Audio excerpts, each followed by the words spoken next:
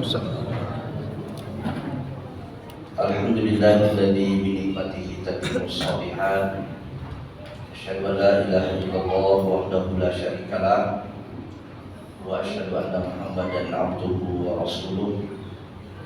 Allahumma shalli wa sallim ala nabiyyina wa habibina wa qudwatina wa maulana Muhammadin sallallahu alaihi wasallam wa ala alihi wa sahabatihi wa man tabi'ahum bi ihsanin ila yaumiddin.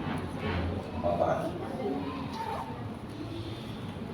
Sambil kita menunggu dipersiapkan layar slide yang mudah-mudahan bisa membantu kita untuk memahami materi pengajian kita malam hari ini, kita memulai saja. Jamaah Masjid Nurul Badar rahimani wa rahimakumullah jami'an. Hari ini tanggal 14 Maret tahun 2023 Miladiyah. Kalau tidak salah tanggal 20 Sya'ban tahun 1444 Hijriah. Artinya kurang lebih 9 hari lagi bulan Ramadan akan segera mendatangi kita, yang insya Allah penentuan kepastian satu Ramadan itu akan ditentukan lewat metode ru'yatul hilal, melihat bulan tepatnya pada hari Rabu sore. Rabu sore 2 pekan yang akan datang, atau 2 Rabu yang akan datang, bukan Rabu besok. Sebab hari Rabu depan itu, 2 hari Rabu depan itu tepat tanggal 29 Sya'ban. Penentuan bulan berikutnya itu selalu ditentukan dengan melihat hilal, melihat bulan. Kalau bulan tersebut ada yang berhasil melihatnya di wilayah Indonesia, maka satu Ramadannya akan jatuh pada hari Kamis depan tanggal 23 Maret. Tetapi kalau tidak ada yang berhasil melihat bulan, maka Ramadannya jatuh pada hari Jumat depan. Karena konsekuensi dari tidak melihat bulan, maka bulan Sya'ban harus dicukupkan harinya menjadi 30. Harinya menjadi 30 sehingga hari Kamis tetap bulan Sya'ban dan nanti hari Jumatnya jatuh pada 1 Ramadan. Karena itu jamaah sekalian rahimakumullah jami'an, pada malam hari ini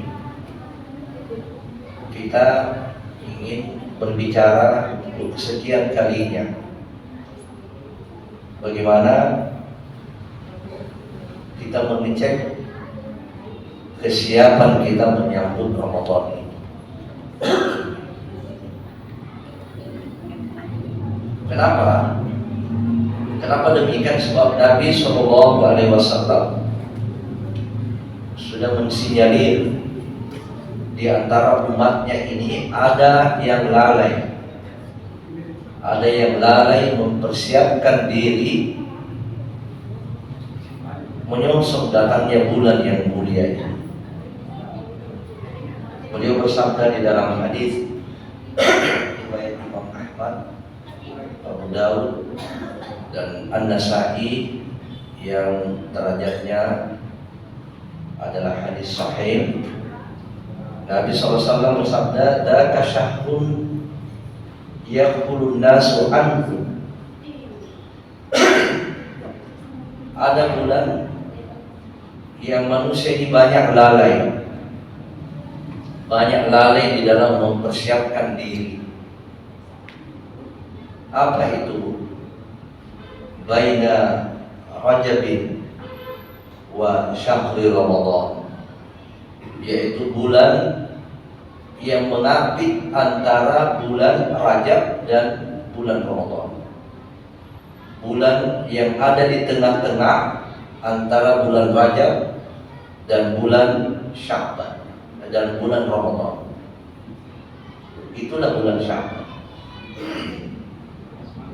Jadi bulan antara Rajab, perhatiannya tetap biar tim teknisi bekerja, perhatian tetap ke sini. Apa tadi? Bulan yang ada di antara Rajab dan Ramadan. Apa Pak? Bulan yang ada di antara Rajab dan Ramadan. Bulan Sya'ban. Alhamdulillah, berarti konsentrasi masih terpusat. Itulah bulan yang banyak manusia lalai.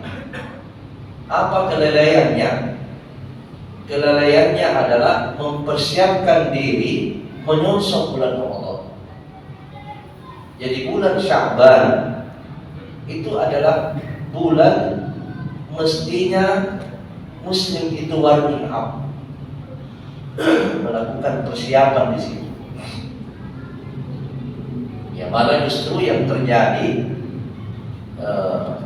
di masyarakat kita ada persiapan, tetapi bukan persiapan yang dicontohkan oleh Nabi Sallallahu Alaihi Wasallam. Taruhlah, mohon maaf ya, sebentar kita tampilkan dulu ya. Ya, inilah beberapa contoh-contoh penyambutan Ramadan yang kurang tepat. Saya tidak mengatakan salah. Contoh-contoh penyambutan Ramadan yang kurang tepat yang terjadi di sebagian masyarakat kita. Apa itu ziarah kubur? Apakah memang ada dalil menyebutkan bahwa Nabi itu berziarah kubur dan Nabi itu menganjurkan ziarah kubur adalah menjelang Ramadan? Ataukah hadis lebaran? Tidak ada. Tidak ada dalil, tidak ada perintah Nabi Shallallahu Alaihi Wasallam yang menyuruh kita menyongsong Ramadan di ziarah kubur. Ziarah kubur itu kapan saja saat. Kuntu nahaitukum an ziyaratil kubur. Nabi pernah melarang umatnya ziarah kubur, terutama perempuan. Tetapi kata beliau saat beliau mengatakan, saya pernah melarang berziarah kubur, sekarang ini saya perintahkan kalian berziarah kubur. Nabi tidak menyebutkan waktunya, kapan saja. Hanya ada satu hadis menyebutkan bahwa momen yang tepat berziarah kubur dikala iman kita menunggu, dikala kita dalam keadaan lemah iman, maka kita butuh nasihat yang bisa memperkuat kelemahan iman kita itu. Bagaimana cara memperkuat kelemahan iman kita? Ziarah. Nabi SAW memperumpamakan iman itu seperti besi, bisa berkarat, dan karatnya besi itu bisa dicairkan, bisa dilelehkan, bisa dihilangkan dengan minyak. Ya sekarang ini sudah ada yang dijual itu ya, disemprot. Karatan-karatan besi yang ada di sela-sela kunci itu bisa dihilangkan dengan disemprot. Itu kalau besi. Tetapi iman ini bukan besi, hanya diperumpamakan besi, dia bisa berkarat. Dan bagaimana cara menghilangkan karatannya iman itu? Nabi SAW menyebutkan dua solusinya: ziaratul kubur wa tilawatul Quran. Ziarah kubur dan baca Quran. Nah, pada kondisi itulah, pada saat iman kita ini menurun, iman kita ini lemah, di situ tadi kita dianjurkan berziarah. Apa tujuannya berziarah kubur? Tujuan utamanya adalah mengingat mati. Nah, dalam hadis tadi, mohon maaf, dzikrul maut wa tilawatul Quran. Mengingat mati, cara mengingat mati yang terbaik adalah ziarah kubur. Supaya kita ini berpikir, kita ini merenung bahwa penghuni kuburan ini itu tanpa pandang bulu, pejabat, rakyat biasa, pedagang, pengusaha, orang-orang yang penghasilannya rendah, itu semua ada di dalam kubur. Coba bayangkan Pak, kalau ini menjadi keyakinan di tengah-tengah masyarakat kita, maka semua pekuburan menjelang Ramadan, satu hari biasanya, 1 hari, 2 hari menjelang puasa, full semua macet. Sedangkan tidak ada ziarah kubur saja macet. Nah ini di sini kita ada kuburan di sini. Di sana di Panaika, memang ada kuburan-kuburan, itu menjadi sumber kemacetan. Yang kedua, rekreasi. Tidak dilarang rekreasi sebagai penyegar, ya, tetapi jangan dianggap rekreasi itu kayak puas-puas begitu, kayak puas-puas menjelang sebelum kita dibatasi di bulan Ramadan.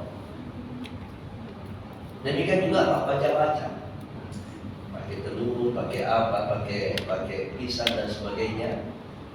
Ya, ini bukan cara yang tepat.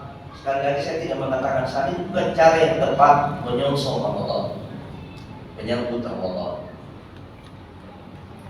Cara yang tepatnya insya Allah kita akan jelaskan di sini.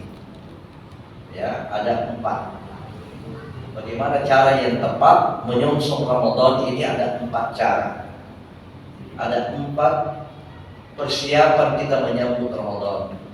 Pertama, siapkan jiwa kita, siapkan rohani kita. Siapkan kita punya rohani, kita punya jiwa.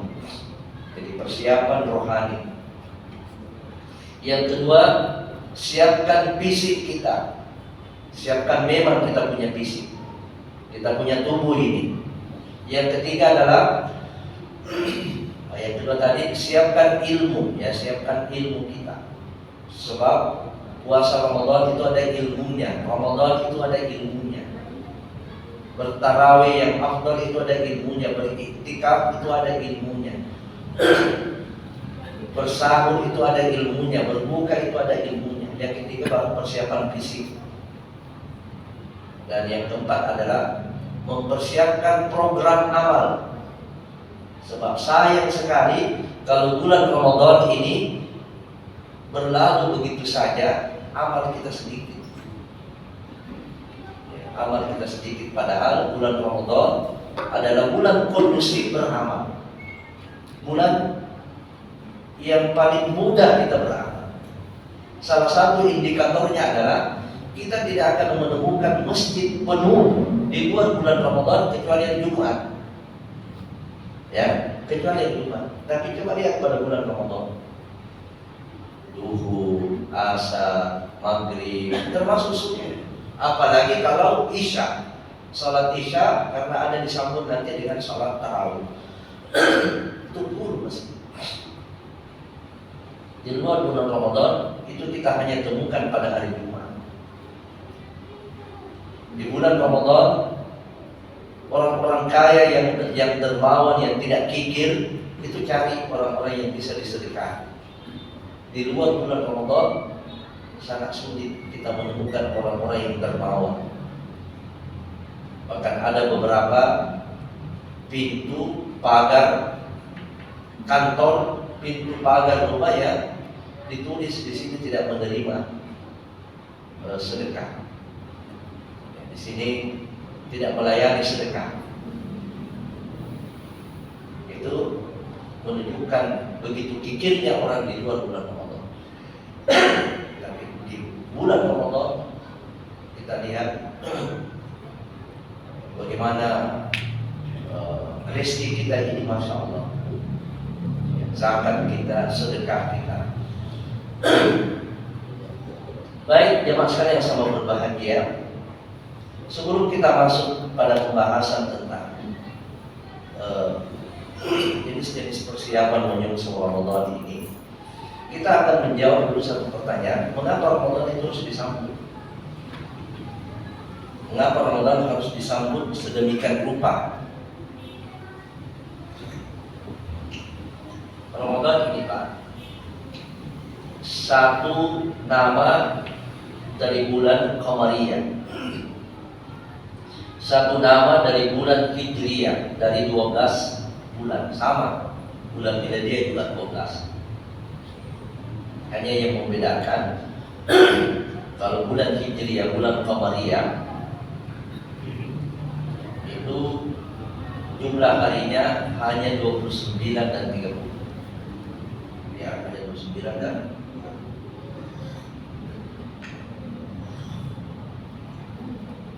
karena itu puasa juga antara 29 dan 30. Selama hidup Nabi SAW beliau berpuasa 11 tahun. Sebab kewajiban puasa itu turun pada tahun kedua Hijriah, tahun kedua Nabi di Madinah, baru kemudian diwajibkan puasa itu. Jadi Nabi SAW berpuasa 11 tahun. Selama 11 tahun Nabi berpuasa, itu jarang puasanya 30 hari. Kalau tidak salah antara 1-2 tahun puasanya 30 hari. Selebihnya itu lebih banyak 29 hari. Beda dengan bulan Miladiyah. Beda bulan Miladiyah itu jumlah harinya antara 28 sampai 31. Ya. Kan ada kadang-kadang tanggal 28, tanggal 9, 30, ada kadang-kadang tanggal 31.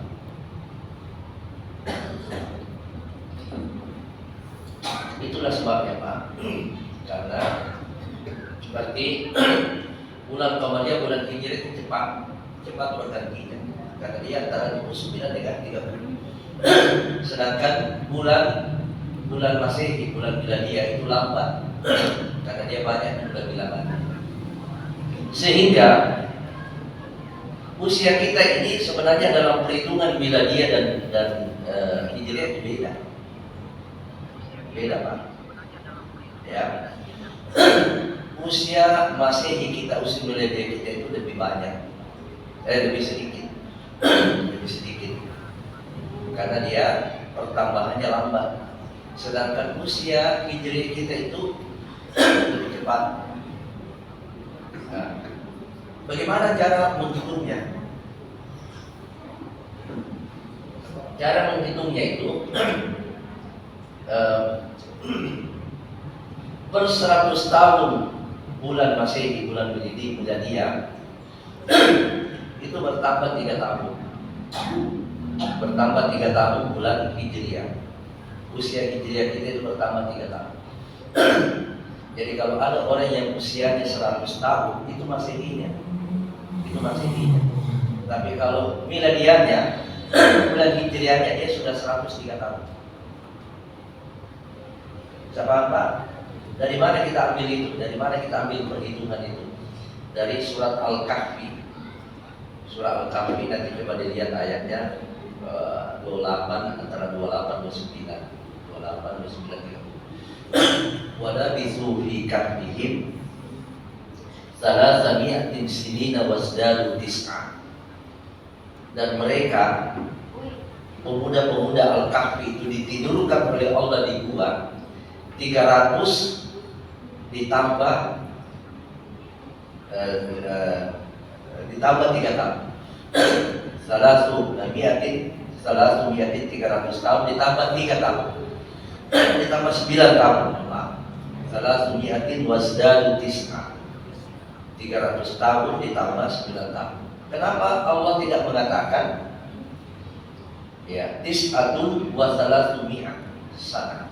Kenapa tidak langsung dikatakan saja bahwa mereka tidur 309 tahun?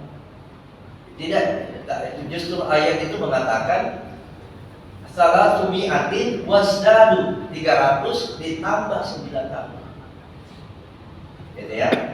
Itu ayat itu, tapi orang biasa begitu aja dia mengatakan 309 tahun. Tapi ayat itu menyebutkan 300 plus 9 tahun. Ya, itu plusnya itu artinya dua kemungkinan, dua perhitungan. Jadi sudah masuk perhitungan Masehi bila dia dan sudah masuk perhitungan Hijriah. Artinya 300 tahun itu perhitungan apa? Perhitungan Masehi. Jadi Masehinya 300 tahun mereka tidur, Hijriahnya itu 309 tahun. Paham Pak ya? Bisa dipahami itu Pak. Jadi kalau di berapa tahun Masehinya? 300 tahun ya. Berapa tahun kalau perhitungan Hijriahnya? Dia 309 tahun. Bisa dipahami Pak. Ini pakai matematika, ini harus sedikit pakai ini. Ya. Apa artinya 300 tahun? Itu perhitungan Masehi Pak. Masehi. Seperti ini yang sekarang ini kita sekarang Maret. Itu perhitungan kita pakai penanggalan Masehi bila dia 300 tahun itu mereka tidur. Siapa yang sebutkan? Allah. Kemudian dikatakan wasdadu tis'a 309 itu perhitungan Hijriah. Perhitungan menurut Muharram, Rabiul Awal, Rabiul Akhir, ya, Safar, kemudian Jumadil Awal, Jumadil Akhir, Rajab, Sya'ban, Ramadan, Syawal, Dzulqa'dah, Dzulhijjah, 12. Dan ini nama-nama ini Pak, nama-nama ini itu sudah ada sejak diciptakannya bumi. Inna iddatas syuhuri indallahi 12 syahran fi kitabillah yauma khalaqas samawati wal ardh. Sesungguhnya bilangan bulan di sisi Allah dan 12 yang sudah ditetapkan di dalam Al-Quran, dalam kitab pada hari diciptakannya bumi. Jadi nama Muharram itu lebih dahulu ada daripada Januari, Februari. Nah, kita kembali. Jadi berapa tahun Pak kalau masih tidur ini Ashabul Kahfi? Berapa tahun Pak? 300 tahun. Kalau Hijriah 309 tahun. Berarti setiap 100 tahun bertambah 3 tahun kalau Hijriah. Paham Pak? Ya, dia lebih. Berarti kalau ada di antara kita yang usianya di sini 100 tahun perhitungan Masehi, sesungguhnya usia Hijriahnya sudah 103 tahun. Paham Pak? Ya, tapi berapa Pak usia Pak? Saya ya. 63 tahun. 63 tahun.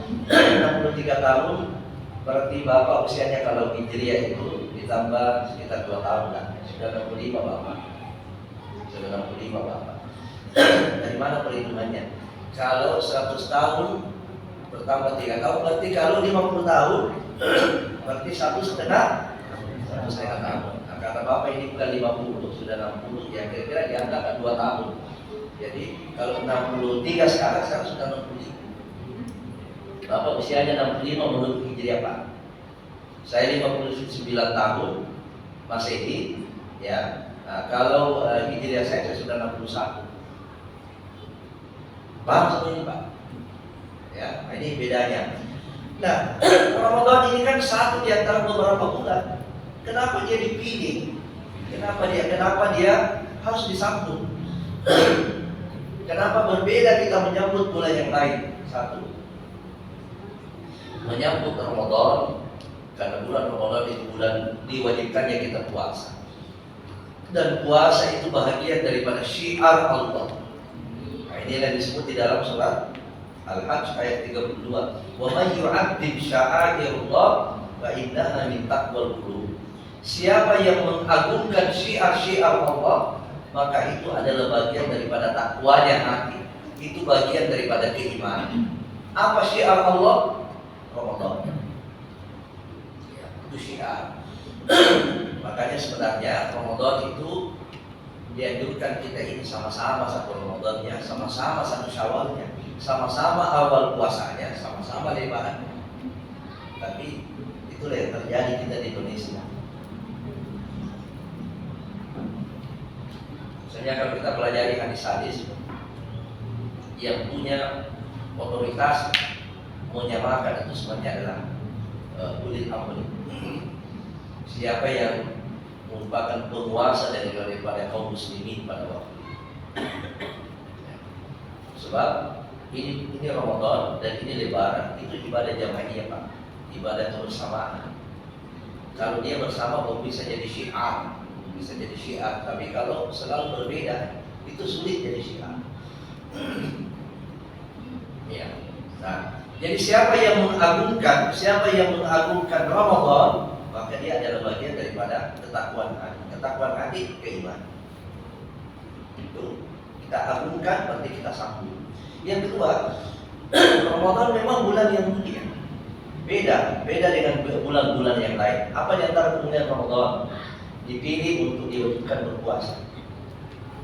Ada apa dengan puasa wajib? Puasa wajib tentu lebih afdal daripada puasa lain. Tidak ada puasa yang lebih afdal kecuali puasa wajib, Pak. Puasa Ramadan. Mau bilang puasa apa? Mau puasa Nabi Daud, masih lebih bagus puasa Ramadan. Di bulan apa diwajibkan puasa Ramadan itu? Di bulan Ramadan. Apalagi Lailatul Qadar yang dikatakan khairun min alfi syahr, tidak ada di luar bulan Ramadan, tidak ada. Yang ada di bulan Ramadan, di 10 akhir Ramadan, itu hanya ada di bulan Ramadan. Dan banyak lagi keutamaan yang lain. Syaitan dibelenggu, pintu surga dibuka, pintu neraka ditutup, menunjukkan kemuliaan. Jadi surga menghormati Ramadan, dia buka pintunya. Neraka menghormati Ramadan, dia tutup pintunya.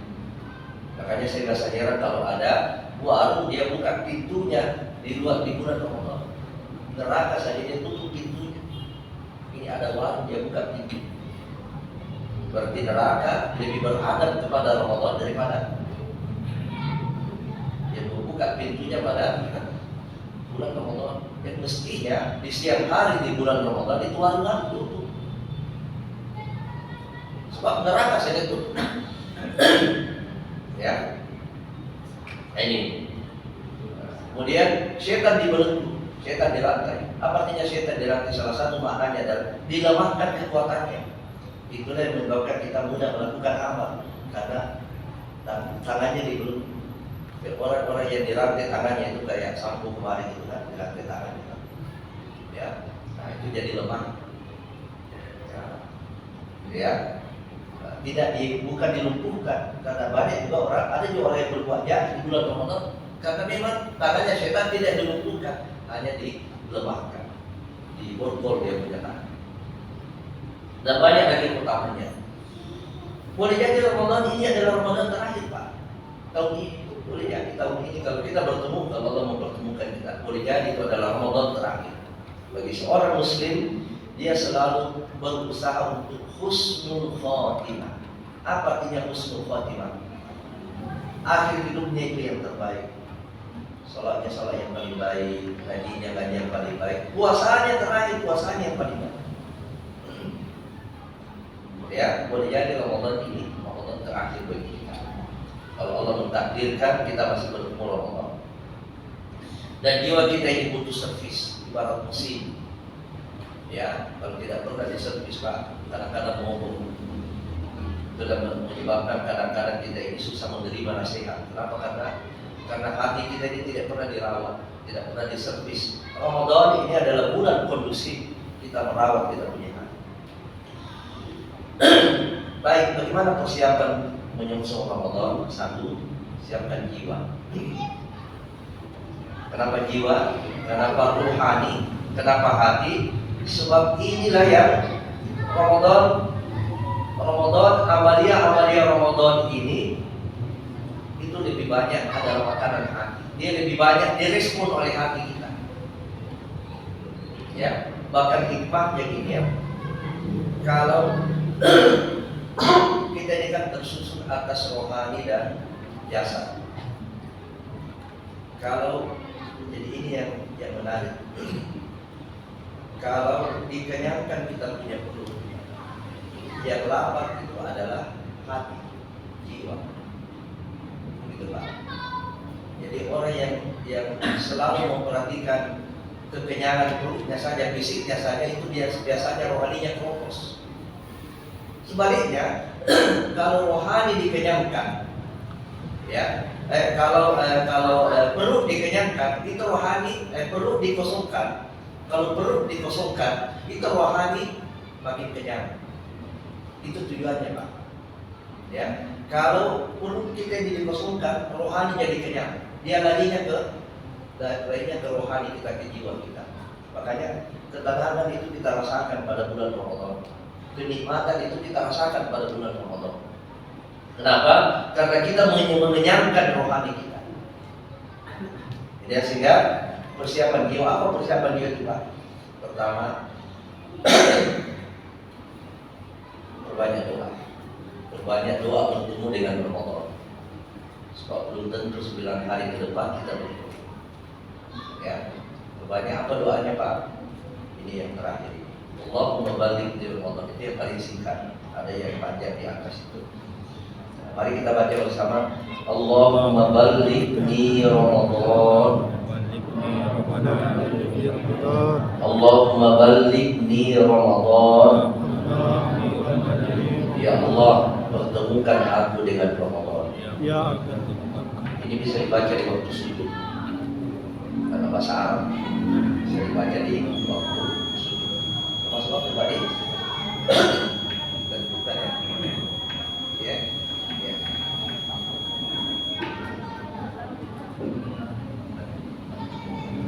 Kalau saya tambah 1 menit saya rangkum semua, boleh? Hah? Oh, 10 menit aja. Apa yang ini? Ya. Oke, saya menjawab ya. Jadi perbanyak doa Pak. Sebab orang yang bertemu Ramadan itu beda dengan orang yang.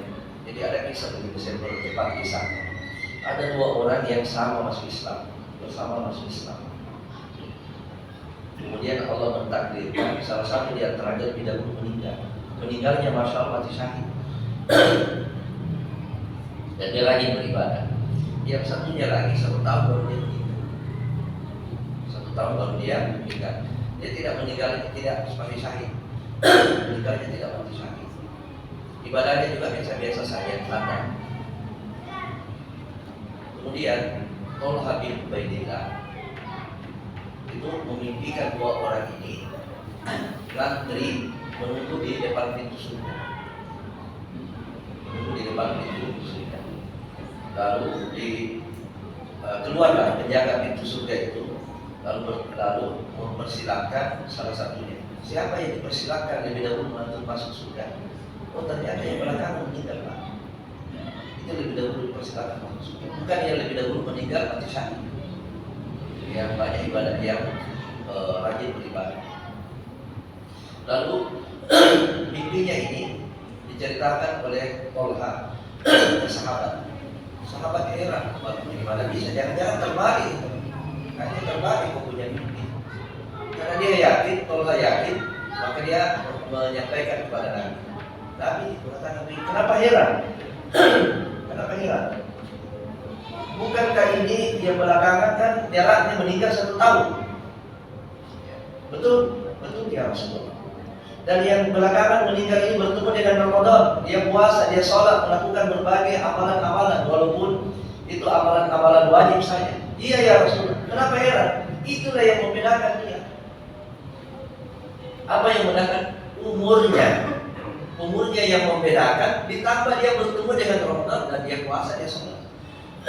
Makanya Nabi SAW mengatakan, khairun nasi man qala umruhu wa hasuna amal. Sebaik-baik manusia yang panjang umurnya dan banyak amalnya dan baik amal. Jadi umur kita ini kalau semuanya beramal soleh, semuanya beramal, semuanya beristiqamah, yang membedakan nanti itu adalah umurnya. Ya, yang membedakan adalah umurnya, termasuk dia bertemu dengan Ramadan. Kita juga harus bergembira, siapkan jiwa kita ini. Jangan makin mendekati Ramadan nanti kita sedih. Tidaklah bisa punya dagang. Jadi soalnya kita ini berdagang makanan, kasihan berdagang minuman. Ya, Allah itu menyiapkan yang lain. Ya, Allah akan menyiapkan rezekinya yang lain.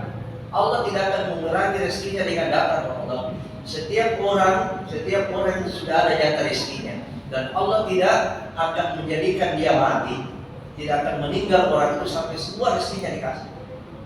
Yang di Ramadan ini bukan bulan mengurangi orang rezekinya, malah justru lebih banyak orang yang beri untuk pabukan.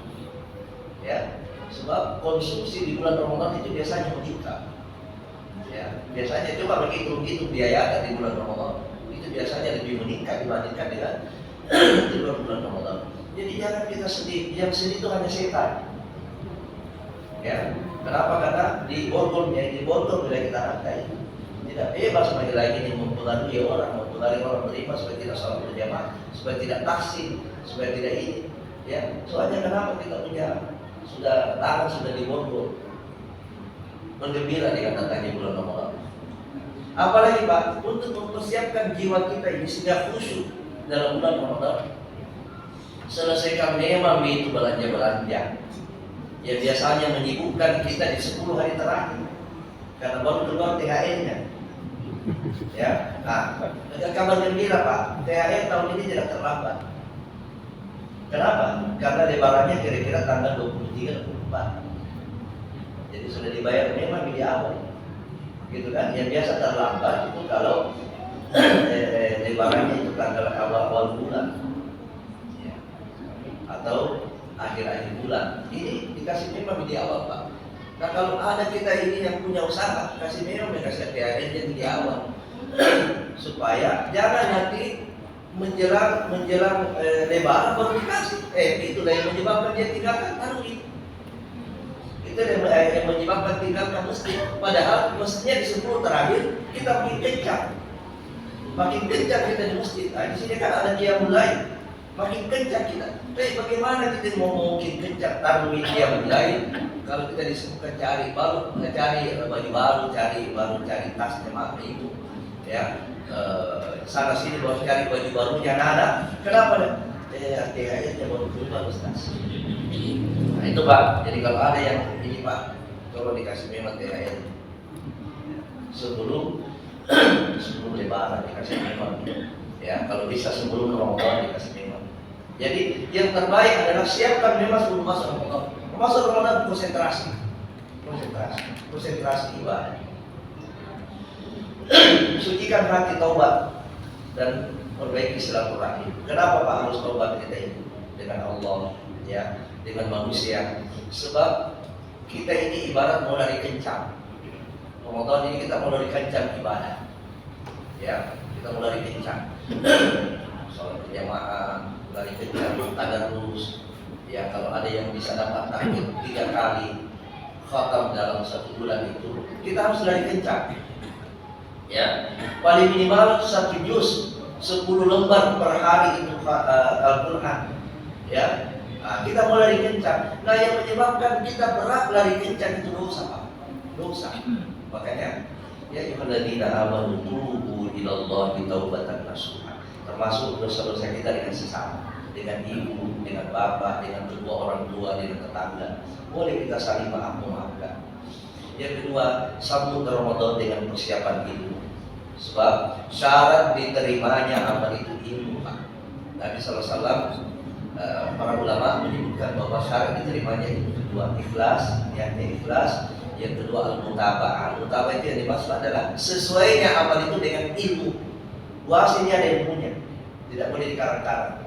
Ada ilmunya, ilmu berniat, ilmu sahur, ya, ilmu di siang hari apa yang harus dilakukan, ilmu berbuka, ya, dan ilmu tanwir, ilmu iktikaf. Ya, saya kira Ustaz lain sudah membahas itu sebelumnya, ya. Nah, itu persiapan ilmu. Ya, termasuk diantaranya adalah ilmu menetapkan awal dan akhir Ramadan. Ya, kita sudah jelaskan tadi. Sumu liru'yatihi wa aftiru liru'yatihi. Puasalah dengan melihatnya, melihat bulan, dan berlebaranlah liru'yatihi dengan melihat bulan.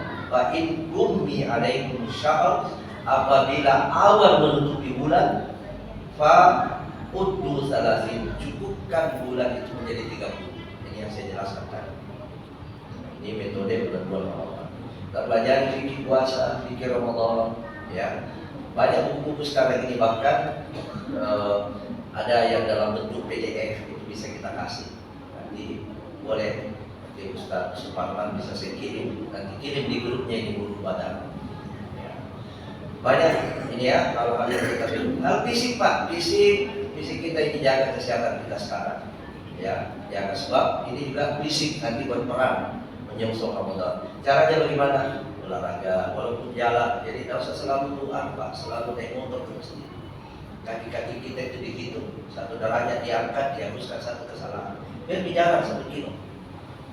Ya, nah, kalau naik motor itu misalnya kita pas azan harus masuk WC, lama di WC kita terlambat baru naik motor. Tapi kalau bisa kita siap-siap dari awal itu lebih bagus, itu lebih sehat.